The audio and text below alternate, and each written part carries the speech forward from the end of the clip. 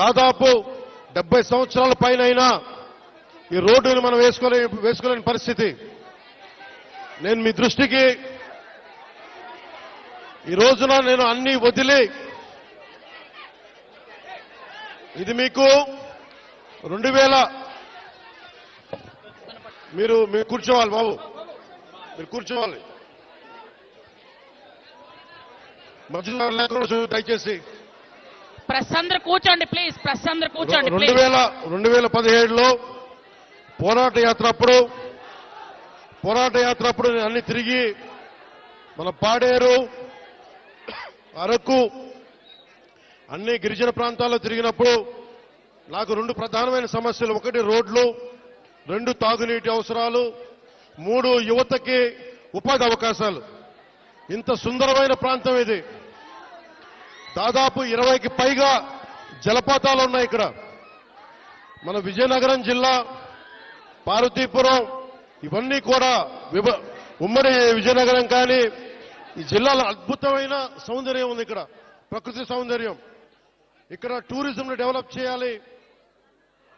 యువతకు కూడా నేను ఒకటే మాట ఇస్తున్నాను, ఇప్పటిదాకా ఎవరు కూడా ఆలోచించలేదు ఇక్కడికి రావాలని, రోడ్లు వేయాలని. కానీ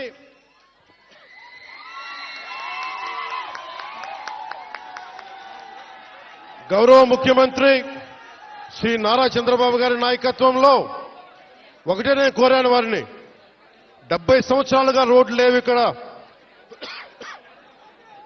70 సంవత్సరాలుగా రోడ్లు లేవు. బాలింతలు రోజు డోలీలో వచ్చే పరిస్థితి ఉంది. డబ్బులు లేవు ఒకవైపు మన దగ్గర.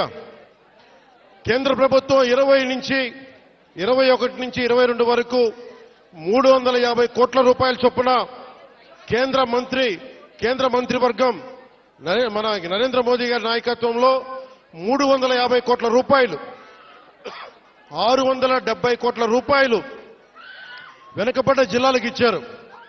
గత ప్రభుత్వం ఆధ్వర్యంలో ఆ నిధులు వస్తే ఆ నిధులు ఈ రోజు దాకా దానికి లెక్క పక్కా లేకుండా చేశారు. ఈ రోడ్లు వేయడానికి 9.5 కోట్ల రూపాయలు ఖర్చు.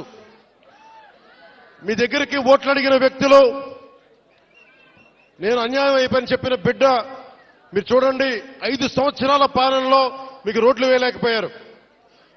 కానీ మేము వచ్చి డబ్బులు లేకపోయినా మన వెనకబడ్డ జిల్లాల కోసం 700 కోట్ల రూపాయలు నిధులు ఇస్తే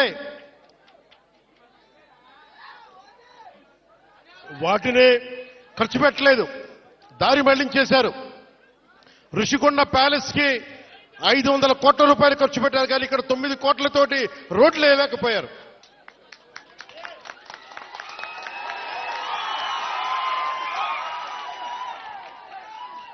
నేను ఈ రోజున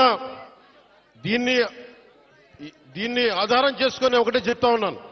ముఖ్యంగా గిరిజన వర్గ ప్రజలందరికీ, మన్యం ప్రాంతంలో ఉండే ప్రజలందరికీ నేను మీకు నారా చంద్రబాబు నాయుడు గారి ఆధ్వర్యంలో నాయకత్వం నడుస్తున్న ఈ కూటమి ప్రభుత్వం తరపున మనకున్న మంత్రివర్గ సహచరులు కానీ ఎమ్మెల్యేలు కానీ అందరి తరపున నేను మాటిస్తున్నాను.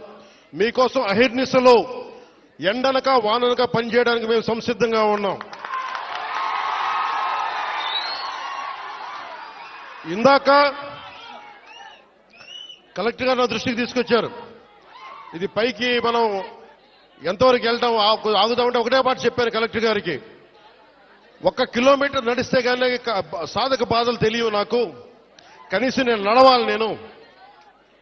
అలాంటిది 4 డోలీ పట్టుకొని ఒక గర్భిణీ స్త్రీని పట్టుకొని ఎంత ఇబ్బంది పడతారో ఆ బాధ నాకు తెలియాలంటే ముందు నేను నడవాలి, నేను నడుస్తాను దీనికని చెప్పాను.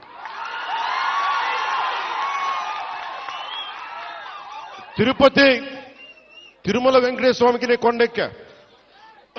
ఆయన్ని ఒకటే కోరుకున్నా, నన్ను కష్టాలు తీర్చమని, ప్రజల కష్టాలు తీర్చమని నేను ఆయన కోరి కొండెక్కాను.